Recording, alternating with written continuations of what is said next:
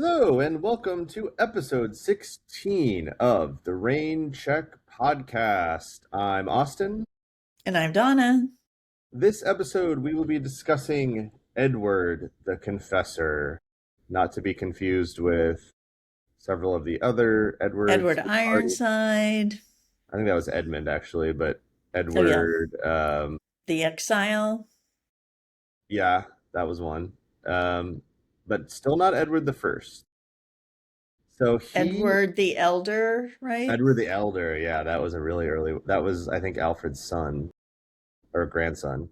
So Edward the Confessor, we'll talk more about his nickname in a second, but he reigned from June 8th, 1042, until January 5th, 1066, which is an important year in British history. And yeah, he was coronated in Winchester Cathedral. His predecessor was Harthacnut, who we talked about last episode. He will be succeeded by Harold II for a short period of time. And he was born in around 1003 in Oxfordshire. And his wife was Edith of Wessex. And he is in the House of Wessex, one of the last House of Wessex kings. The last one. I think Unless you count the Harold. Atheling. No, Oh, not Harold, but Harold not. Alf. And yeah, his father was Ethelred the Unready. So that's one thing that was interesting to me was that, oh wow, his father was Ethelred the Unready, which it feels like so long ago we talked about him, but we're Mm-hmm. still on Mm-hmm. his son.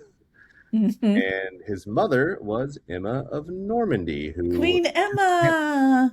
we can't escape Queen Emma. I have some thoughts about Emma that I don't know if you're gonna love, but we're gonna get into it. So I wanted to start out before we just kind of jump into his like life chronologically. I thought it's kind of fun to start out with just some little tidbits, which I think that might be what I'm calling like this segment because it sounds kind of British. Mm-hmm. But just little interesting things like why should we care about this guy? So basically, you're probably thinking, why is it Edward the Confessor? Like, what did he confess? What did he do that was so bad that he's confessing? But apparently, it's just sort of a name they would give to saints, which just means someone who's not a martyr. They didn't die, for the faith, or they didn't die. They weren't murdered or anything, so they're not a martyr. But a confessor is just someone who demonstrated great faith. Uh, so it's just kind of someone that they decided should be a saint. And apparently, for centuries after his death, miracles were reported at his tomb in Westminster Abbey. And he was only canonized, it was a century after his death in 1161 by Pope Alexander III. And he was one of England's national saints until King Edward III. So a lot of Edwards here.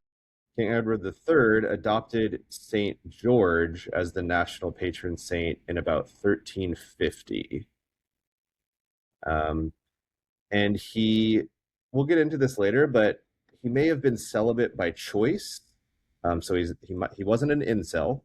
He was not involuntarily celibate. It was a choice, because it might be that he just didn't really like.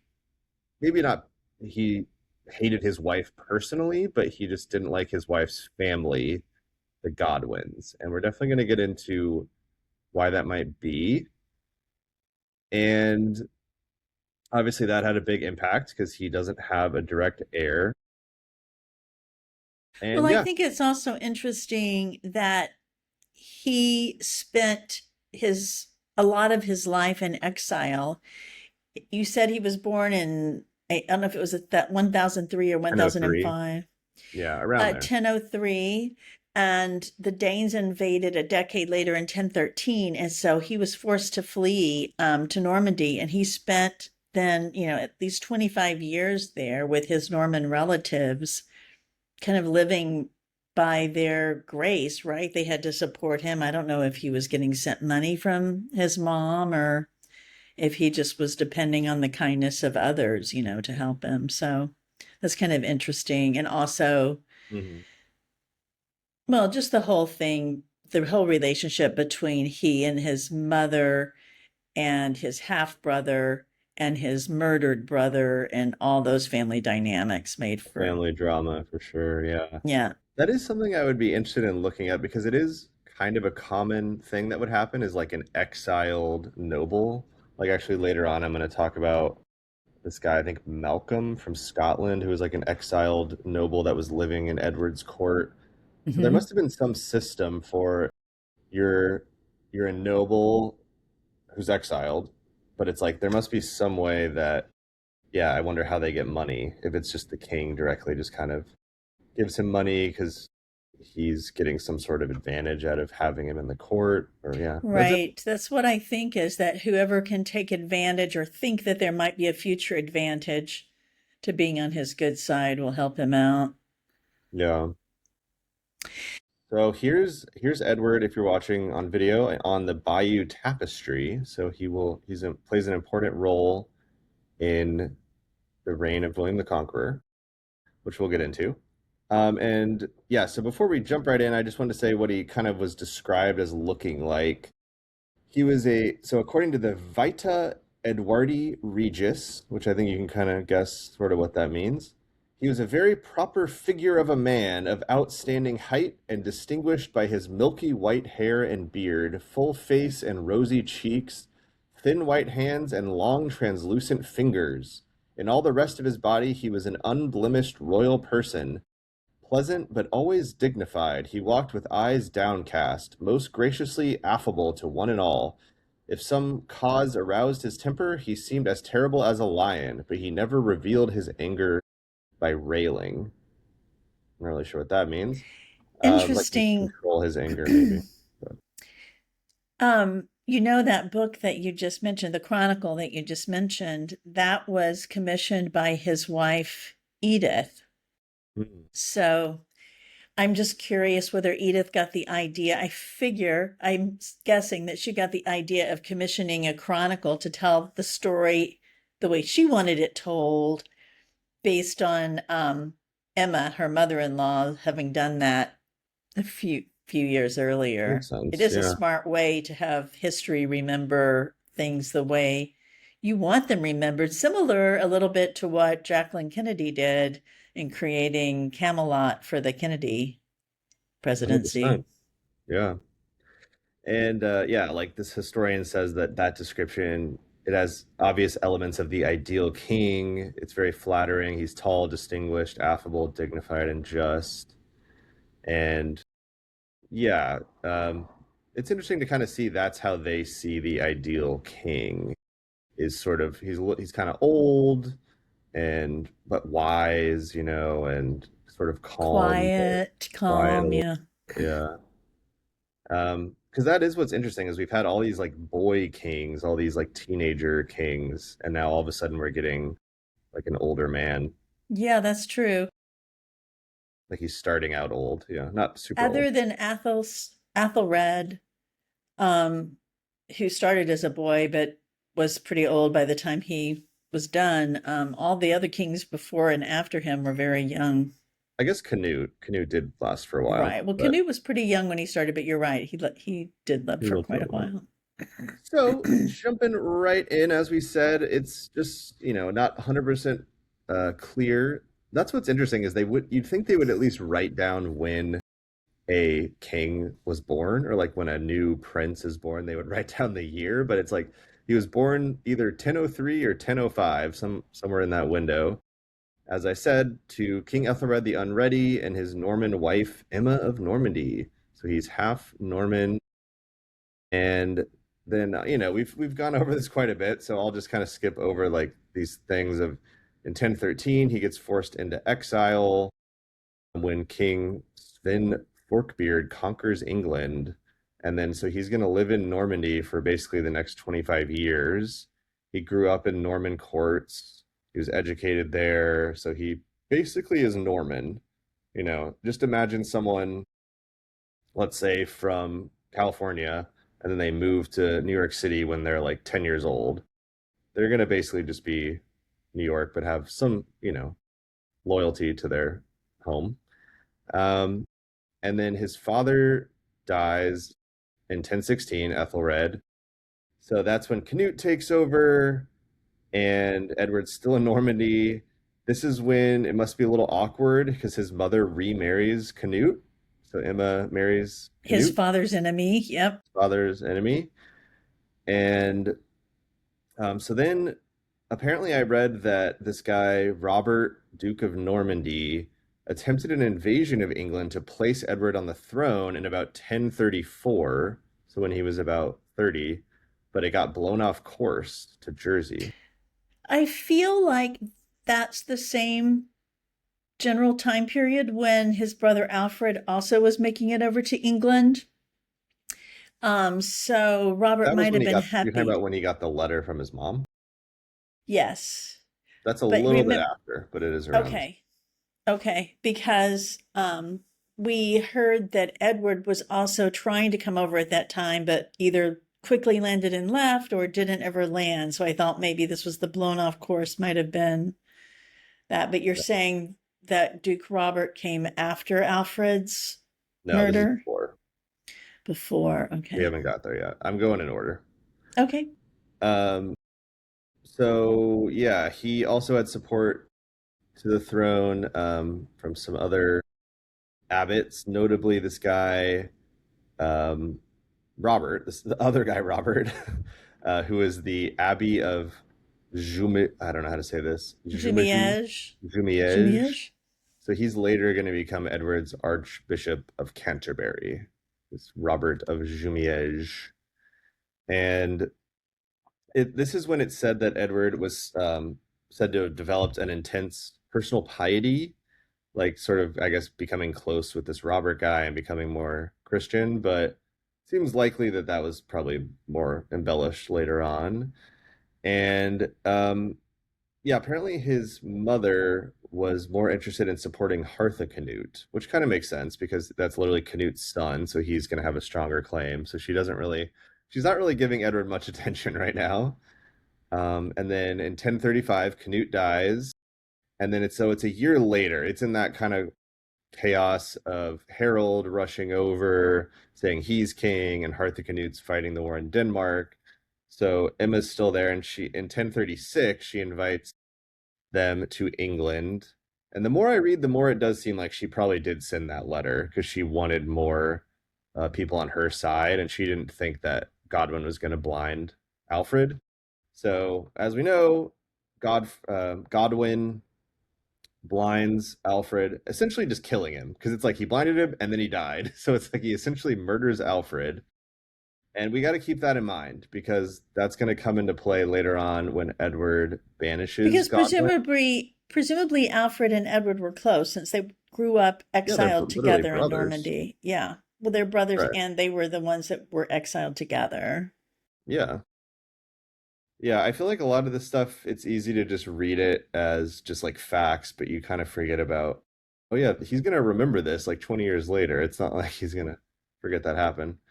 Um, and there is this other thing it's saying where, oh, sorry, because we were saying we're unsure if Edward came or not. We know Alfred got killed.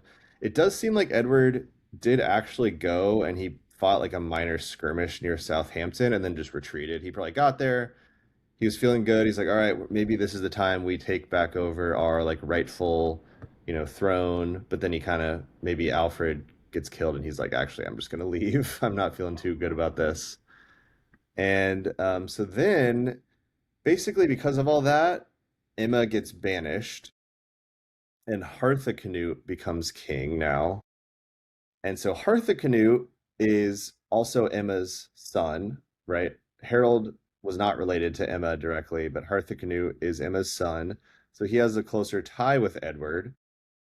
So he invites Well, just Edward to be back clear, to England. Harthacnut didn't banish Emma. His half brother Harold had. And when Harold Harthacnut did. Yeah. came onto the throne, then Emma came back into power. Right. So it doesn't, yeah, sorry, that probably doesn't even worth mentioning, but Harold does banish her for, there's, that happens so much in these past couple of these episodes. It's like, something happens for 2 months and then the king dies and it changes everything. So yeah, he basically gets he becomes the co-ruler of England alongside Harthacnut, essentially. There's some diploma that describes him as the king's brother. So he's definitely powerful. He's not quite king yet, but very soon after, as we know from our short episode last week, Harthacnut soon dies, probably of some sort of alcohol poisoning or maybe just actual poisoning. So now in 1041, Edward the Confessor is the king of England. And Woohoo! yay! And he doesn't get crowned until 1043. I always think that's interesting that it takes sometimes Mm-hmm. so long to actually Mm-hmm. get officially coronated. I agree. Yeah, it takes a lot to plan a big event like a wedding, a coronation. So he's around, I guess, only 37 or 40 when he is crowned.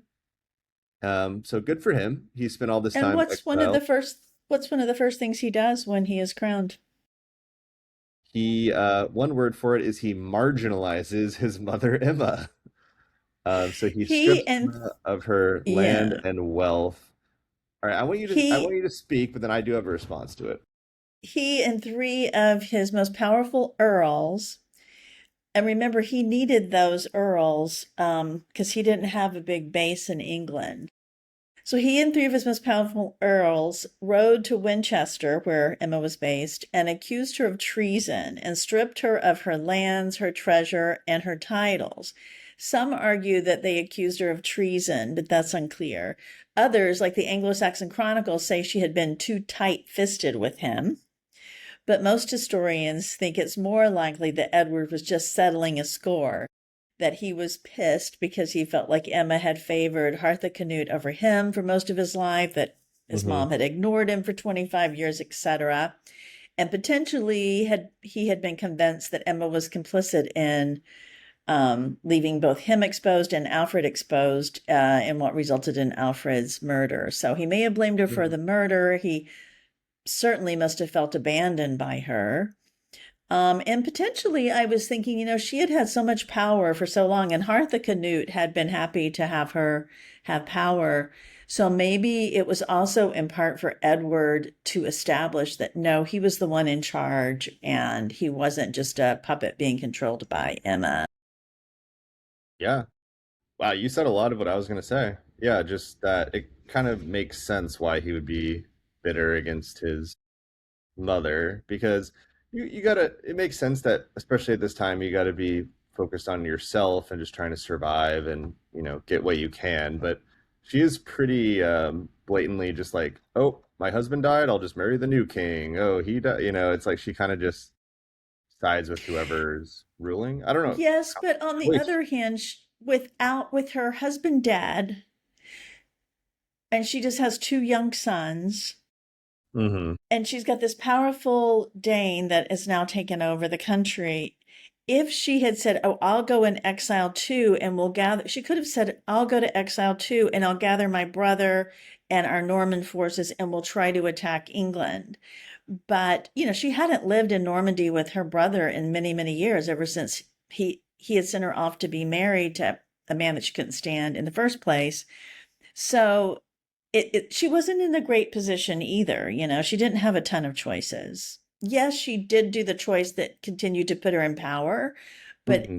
there may not have been a lot of other good choices.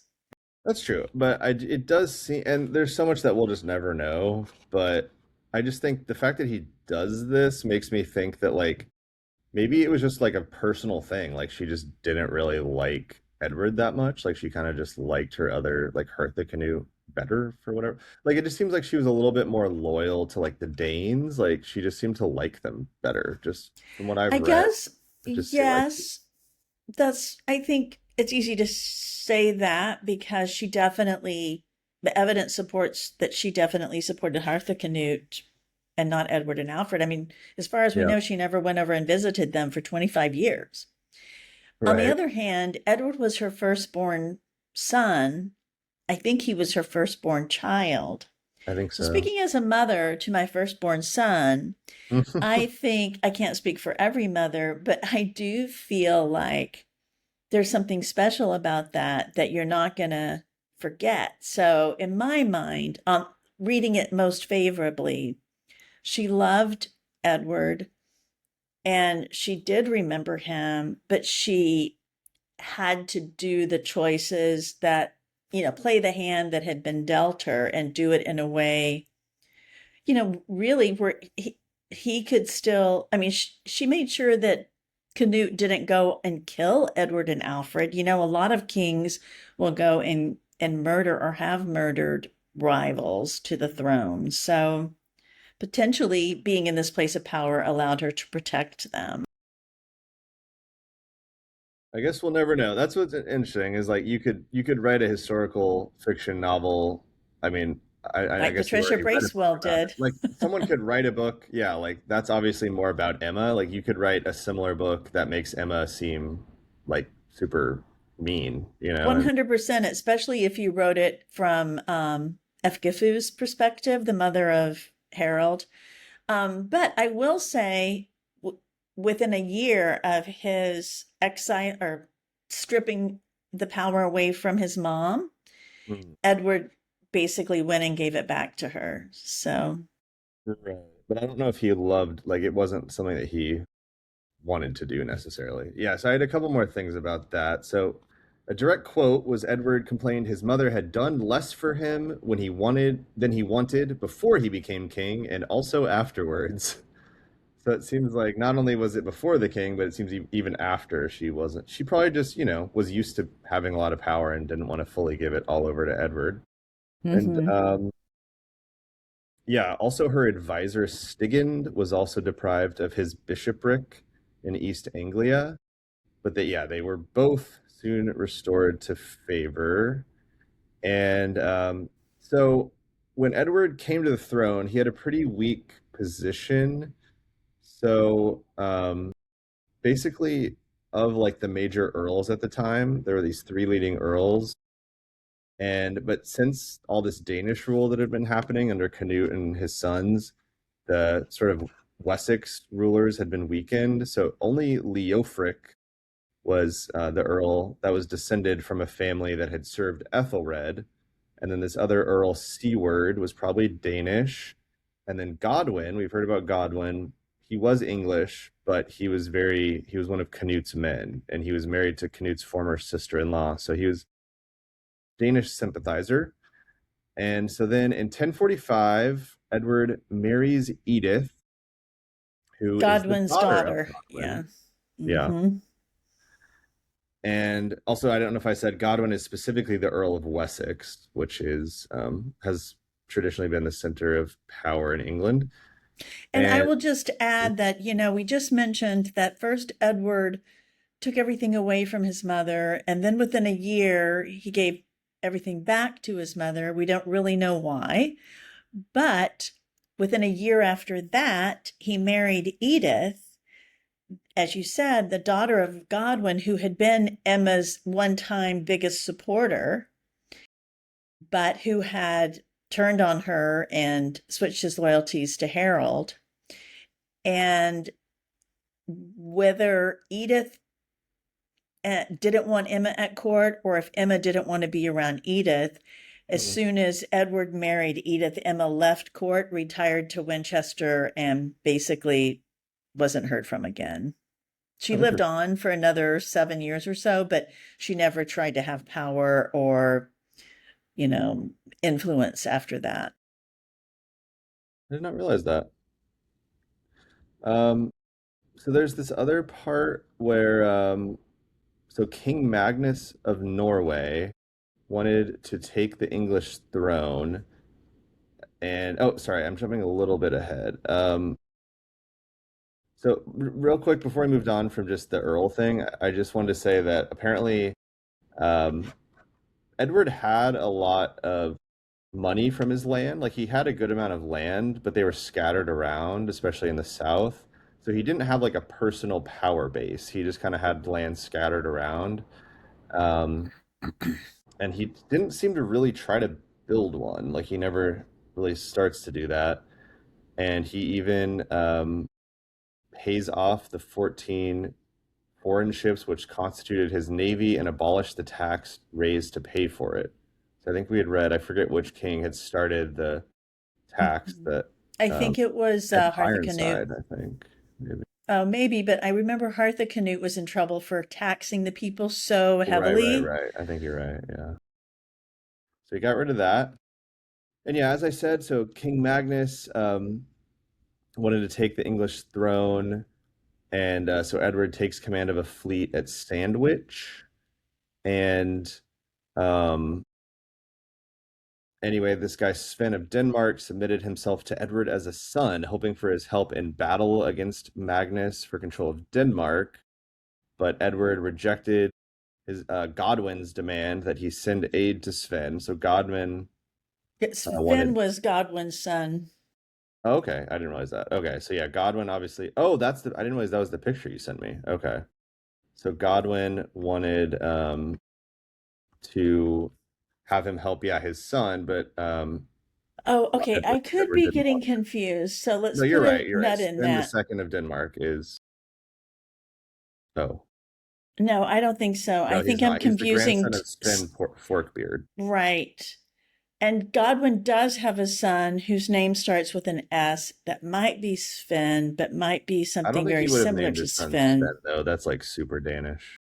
Yeah, but he's really anyway, that son was a big pain in the ass and did some horrible things. And there's a whole, I mean, we could go on for another 3 hours about all the stuff that Godwin and his family did during Edward's reign that was a lot of back and forth and bad stuff. I'm trying to figure out who that son is, but um, basically Magnus dies in October 1047, so that prevents England from getting attacked, and then Sven takes the Danish throne. So he avoided getting attacked by the Danes, and apparently modern historians reject the traditional view that Edward mainly employed Norman people in his court, that he favored the Normans. It does seem like he did have some Normans, which was unpopular, but it wasn't too extreme. He did have a lot of the, I guess, Anglo-Saxons or Danes in power. And so then in 1051, it's kind of the height of his power, Edward banished the entire Godwin family from England. So not just Godwin himself, but his whole family. As we said, they were little troublemakers for him. Right. So So he, he does have a son named Swen, Sweyn. And that guy, like I said, was a big troublemaker. And he has a son named Tostig, who I can tell a little bit about in a minute, who's also, most people think, pretty bad guy. And then some other sons, but those were the two that caused the most problems at the time. I did look it up, and Godwin does have a son named Sven Godwinson. But he was just kind of an earl, and actually, no, he's going to come up. He does a pilgrimage to Jerusalem at some point. Yeah, that's interesting. I didn't make that connection, but um, so let's see. He Can I exiles the talk about, Godwins. Mhm. okay. At some No, point, I sorry, want you to can talk talk. Yeah, a talk little bit about about whatever. Edith for a moment. Go for it. So Edith, the Godwin sister, also well, when her whole family got exiled because of the men in her family creating problems, um, and she's married to the king, Edward didn't exile her, but he removed her title of queen and he sent her to a nunnery. So she lost all of her power and is, stuck in this nunnery because of what her dad had done. And it wasn't until Godwin returned that she was reinstated as queen. So she pays the price for her brother and her father's misdoings. But eventually, after she returned to power, I'm not sure exactly how she managed it, but she became a major landholder, a patron of the arts. She rebuilt the Wilton Abbey, which had been the home of several princesses and queens that we've heard about over the years. And she became one of the wealthiest people in England, man or woman, by the time her husband died. But as I just mentioned, for some reason that I don't understand, she was particularly close to her brother Tostig, and they think it's because of her influence over Edward that Tostig was made Earl of Northumbria. But no one else seemed to like Tostig, especially the people in Northumbria. And they basically rebelled against him and forced him into exile because they couldn't stand him having him as the earl. I did read something about that. Yeah. Um, Oh, and one other thing, yeah. before he's exiled, for some reason, I guess there was this Northumbrian nobleman that was causing problems for him, and so he got murdered. This other Northumbrian nobleman, and people argued that it was at Edith's orders at the king's Christmas court. Edith had ordered this guy murdered in order to help Tausig, but it didn't really help him because nonetheless they rebelled the next year and exiled him. Makes sense that that Edward's not the biggest fan of Edith. Um, Yeah. so yeah, just I wanted to say like what actually caused him to actually banish the Godwin family. It wasn't just sort of like he just decided one day. There's this moment where basically the clergy and monks of Canterbury elected a relative of Godwin as Archbishop of Canterbury, which, as we know, is the biggest church role in the country. And Edward rejected that person and appointed Robert of Jumet, as I said before, Jumej. And Jumièges. That's how I call it. so then once that happened, Robert claimed that Godwin was in illegal possession of church estates. Um, and then soon after that, Edward gets visited by his brother-in-law, Godgifu's second husband, Eustace of Boulogne. It doesn't really matter who he is. All that matters is he caused kind of a commotion in Dover, Yeah. Hmm. and Edward actually wants Godwin to punish the town's burgesses. So he takes Because the basically town was under Godwin's control. And so that's why he told Godwin to go punish the people. right. So it's like his brother-in-law caused a commotion, but he like it'd almost be like yeah, like your brother-in-law drunk drives and then he gets arrested, but you're like the head of the police, so you're like, how dare you get him in trouble, you know? Like Hmm. so then Hmm. Godwin doesn't want to do that. He refuses to do that. So then that's when he uses that as an excuse. And then this is when Archbishop Robert accuses Godwin of plotting to kill the king, just as he had killed his brother Alfred in 1036. And basically, everyone called up their vassals and everything, but neither side really wanted to fight. And apparently, Godwin and this guy Sven appear to each give a son as a hostage who were sent to Normandy. The Godwin's position disintegrates. Their men weren't willing to fight the king. And then Stigand, who is this earl who's acting as an intermediary between the two groups, conveyed the king's joke that Godwin could have his peace if he could restore Alfred and his companions alive and well. And so Godwin and his sons flee and they go to Flanders. Everyone seems to go to Flanders or Normandy and Ireland. And then this is when Edward sends Edith to a nunnery. Get thee to a nunnery. Get thee to a nunnery. And he also might have been, speaking of inviting people to visit, he might have invited his old Norman buddy, William, Bill. He called him Billy. Yeah. Bill the bastard. Is that really what they called him? Yes, they called him the bastard because he was a bastard. So it because his dad and mother weren't married when he was born Oh wow. or Okay. ever. That's going to be a big episode once we get there. It's so soon. So we actually might record that episode in France. I'm just realizing. I don't know if Hmm. we'll have time, but so then in 1052, the Godwins return back. So as I said, actually, Godwin's son Sven, he goes on a pilgrimage to Jerusalem. So when they're all banished, he's like, well, I guess this is a good time as any to do my trip to Jerusalem.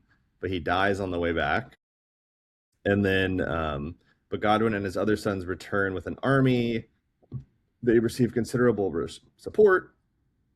and they were concerned about a civil war. And Edward was really furious, but he's forced to basically throw up his hands and just restore Godwin and Harold Yeah, and it's all kind of the other. interesting because when it first happened, remember you said the people weren't willing to fight against the king, but now a year or so later, they are willing to fight against the king, so much so that Edward decides he's going to have to make a compromise and invite Godwin back. I think it's one of those things where like words of peace work a lot better if you're carrying a gun. Like it's just like I Mm-hmm. think he had a big enough army now that he's like, Yeah, actually, maybe you can just sort of have what you want. right.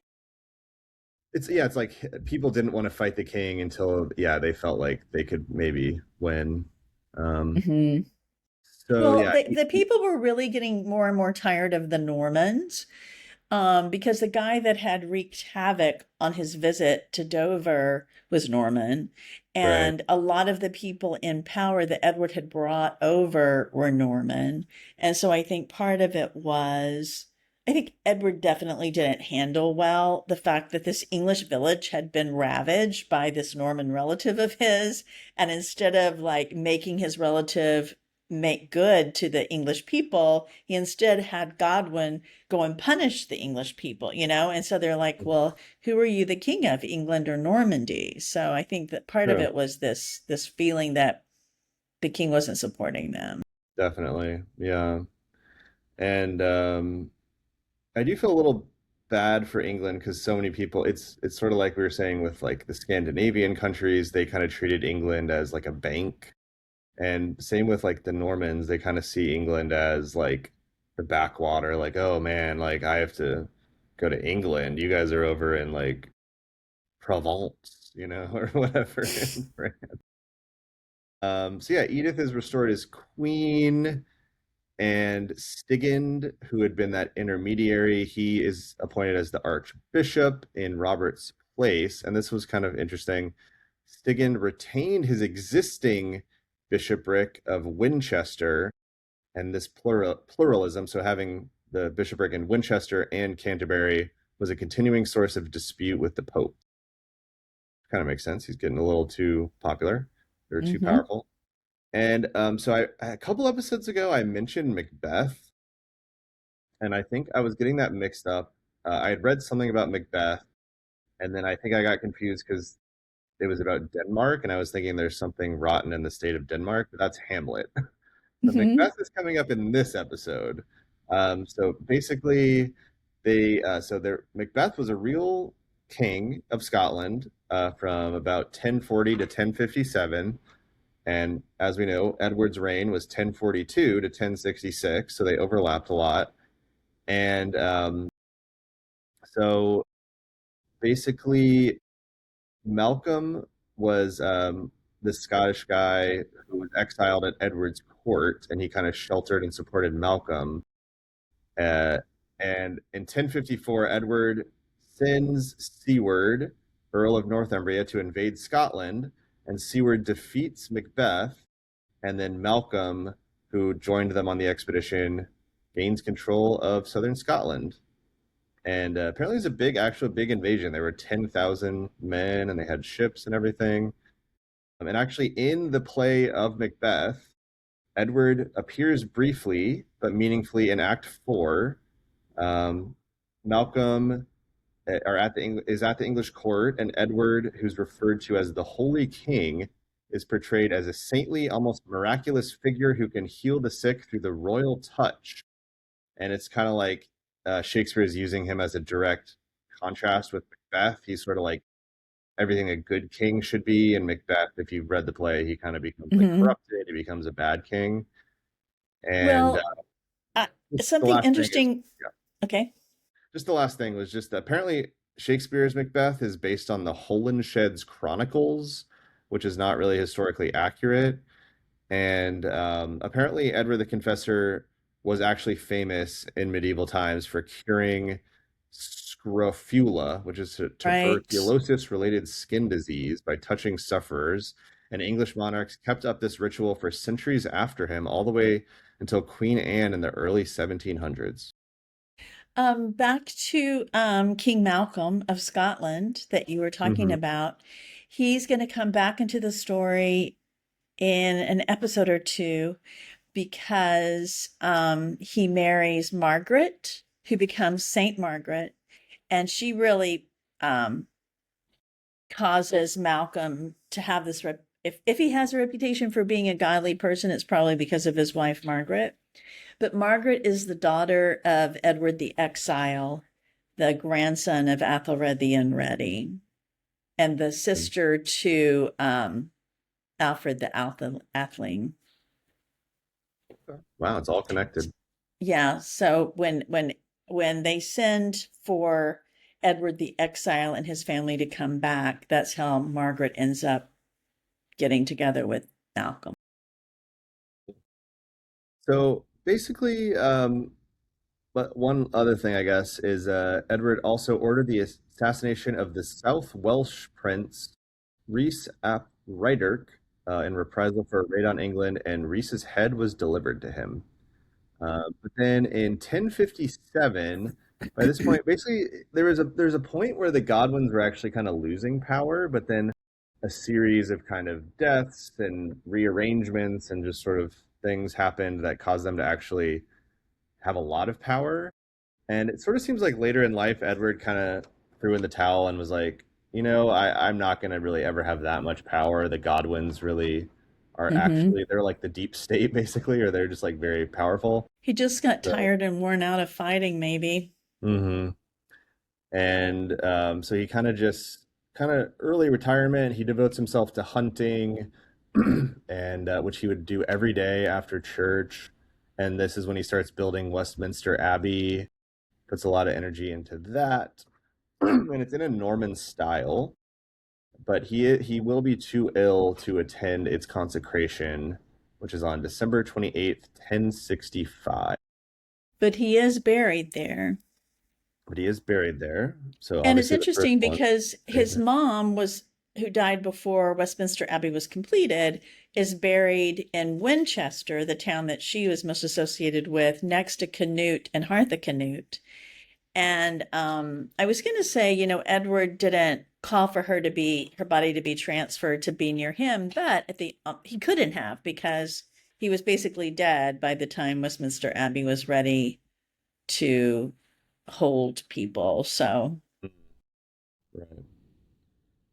There was this thing that happened near the end of his life where it was like Harold's brother Tostig, who you had mentioned mm-hmm, before. He's the mm-hmm. Earl of Northumbria. He was hunting with the king when his thanes in Northumbria rebelled against his rule, against Tostig's rule, and they killed 200 of his followers.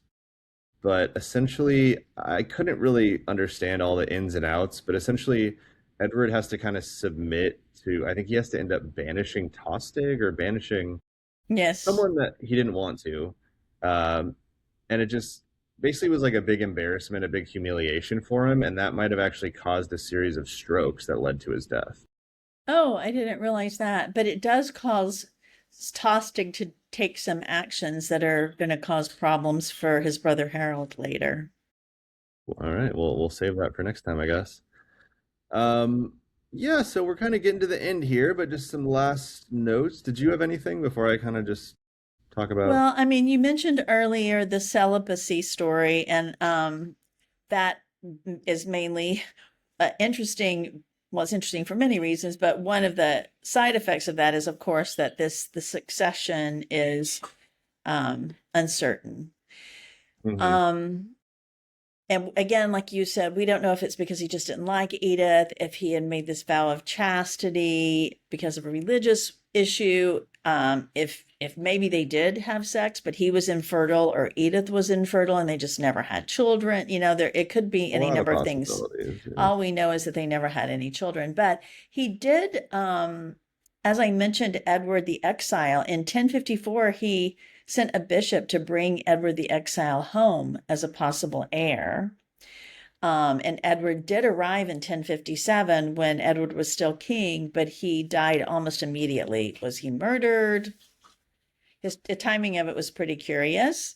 Remember, Edward the Exile was the son of Edmund Ironside, who Right.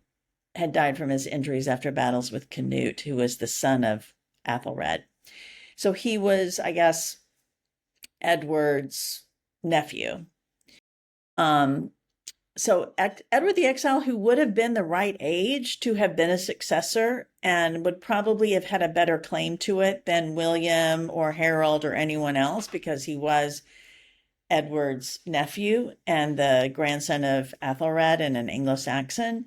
Now he's dead, and he's just leaving his three children, Edgar the Atheling, Margaret, and another daughter. So obviously the only one of those three that had any chance was Edgar, but he was so young that he was basically sidelined. So Okay. Yeah, and there is a lot to say about the succession that's coming up because the next king will be Harold Godwinson, the son of Godwin. I love that it's just Godwin's son. Like that's how you know that you've made it when you become the last name for your descendants. so I have a few tidbits before you get to the deathbed scene. Okay. Um, I think you mentioned earlier that Edward was canonized in 1161, and that he was, eventually replaced as the Saint of England by King George, I'm sorry, not Saint George. But I hadn't realized that Edward was the only king of England ever made a saint by the Pope. So, and then as you mentioned, he's Wait, the but one that, go ahead. I just thought wasn't there also like the martyr was a saint? You're right. I do remember when we did that story about Edward the Martyr, they said he had Maybe been he made a wasn't saint. official. Maybe it Maybe he wasn't wasn't an named by official. the Pope or something. Yeah, Yeah. we'd have to look into that potential discrepancy. And as you said, it's because of Edward that we have Westminster Abbey, which became where the coronations and royal burials will happen for the next 1,000 years. Um, and I do want to give Emma just one more mention. For 50 years, she was at the center of English politics. And this is the last that we'll hear of. Well, we might hear of Emma just a tiny bit in William's story, but for the most part, she's now gone the way of everyone to her grave.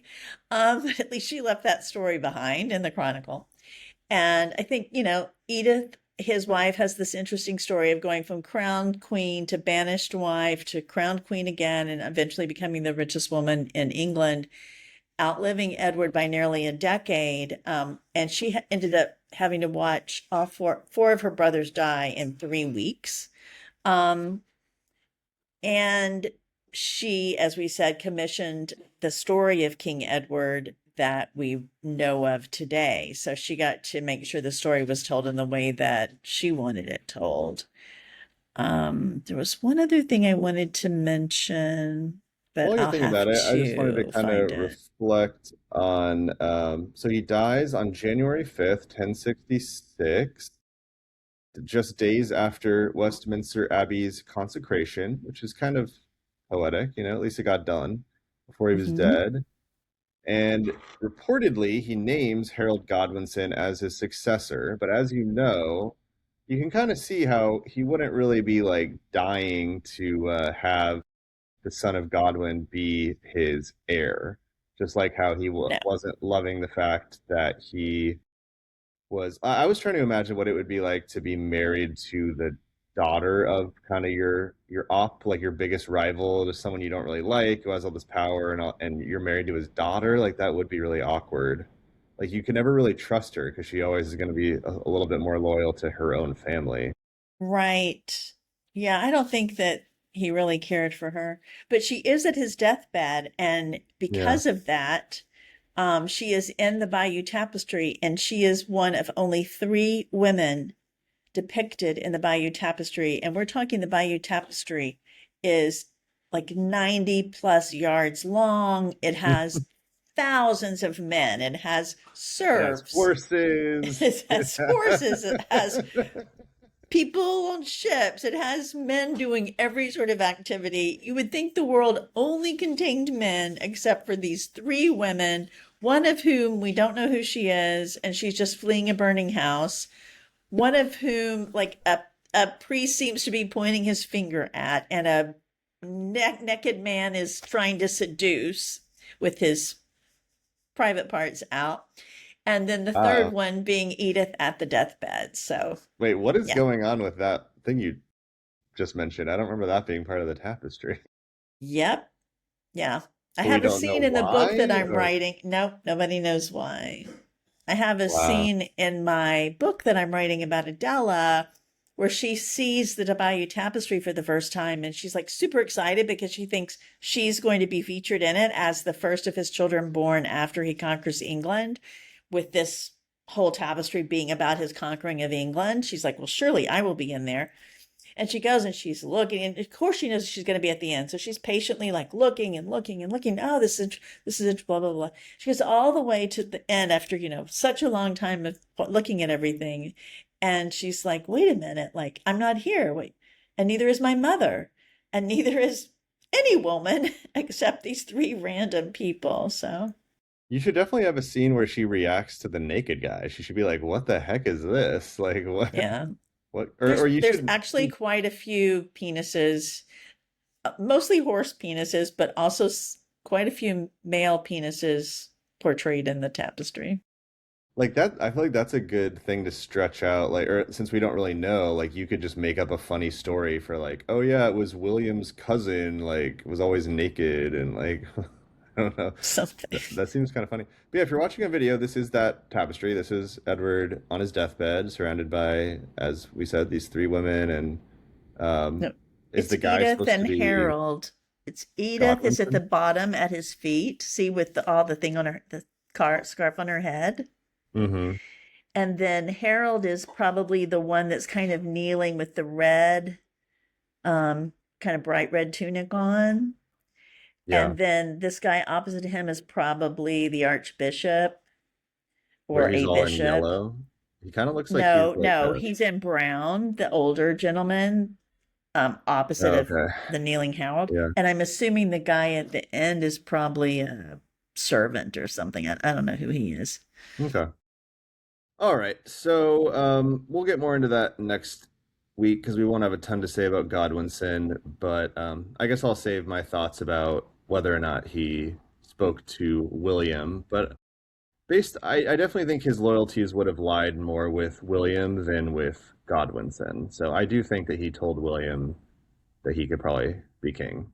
It just seemed weird. I am curious how this all got misconstrued and what he actually said at his deathbed, but it makes sense that he wouldn't want the Godwins to, because now they've fully been like, all right, we've been slowly gaining control, and now we're literally going to become king of England now. Like But we're I will say, as someone that reads a lot of historic fiction, mostly written by English authors, the majority of them favor Harold and would portray it much more favorably to Harold's case. interesting. Okay. Yeah. Well, let's see. Basically, just kind of reflecting on his reign. Some biographers portray him as, leading to the disintegration of royal power in England and the advance in power of the House of Godwin, and thus, like, the takeover from the House of Normandy. Whereas some other kings see him as successful. He was energetic, resourceful, sometimes ruthless, and they just argue that the Norman conquest shortly after his death tarnished his image, but it wasn't really his fault. And as we've said, there's been a lot of dominoes being set up before he was ruling that are leading to William, so it really isn't fully his fault, but he's has his part to play. And I don't know, just his whole being sainted thing. I do think that the Normans have something to be gained from sainting Edward, just because their claim is directly tied. They claim that Edward told William that he could be king, so they want Edward to look as good as possible. So it makes Well, sense. I would argue possibly the English as well for opposite reasons, that they maybe to make William look as bad as possible, they wanted the king kind of before him to look as good as possible. I don't Yeah, know. I But can see the other way. again, I think it also comes back to, well, one thing, Edith writing this chronicle the way she wanted it written, but also I think your point might be the better taken one, because I feel like this whole Edward the Confessor, super religious story really started being emphasized like 100 years after his It was. death. So that Yeah. would be more, yeah, like when the Normans had a reason to want it to be that way. But it was probably easy. Like, yeah, the English people also probably liked him because he was, an actual, you know, Anglo-Saxon. Anglo-Saxon. Um, and it does remind me, like, it happens a lot. Like on my other podcast, we were talking about the Babylonians, and they did a similar thing with like the people that had come before them.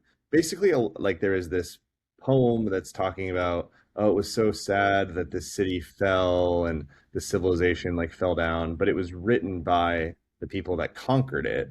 But it's almost like they want the previous civilization to seem even greater and more romanticized because then it makes them look even better Greater, if they were right? able to take it over and they're the Oh, continuation. this is another side note, real quick, but I was listening to a podcast about oh shoot, now I'm forgetting the name of it, but it's that city in Greece where people would go to have the wise The oracle. Oracle at Delphi. Yeah, yes, there. And so people started when they would win a battle or they would do something important, they would pay to have a statue erected there on that mountaintop Mhm. honoring them. And it was basically dedicated to the goddess.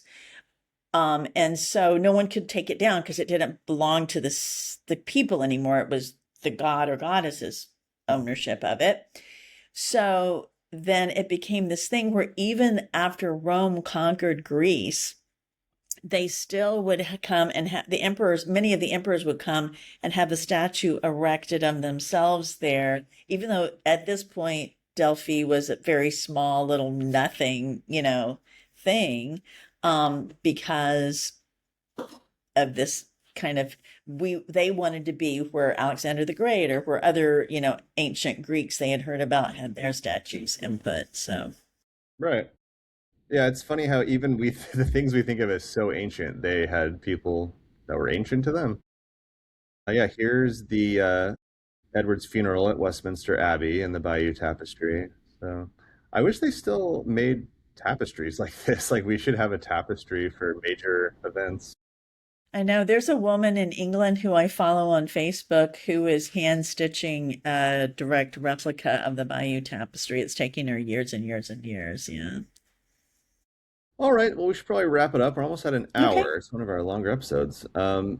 So yeah, join us next time. Follow us on Instagram at RainCheckPod. We're on YouTube and everywhere you can find podcasts. Leave a Yeah, please let comment, us know what you a think about review. it or if you have any questions or follow up that you would like, and give us a review if you have a chance. Yeah, if you leave a review, I will read it on the podcast. Unless it's super mean, then I will not read it. And I'll report you to iTunes. All right. That's been the Thanks, Rain Check everyone. podcast. See you next Over week. and out. Au revoir. Au revoir. I don't know. We're ending a British podcast with au revoir. All right. Goodbye. Well, the French are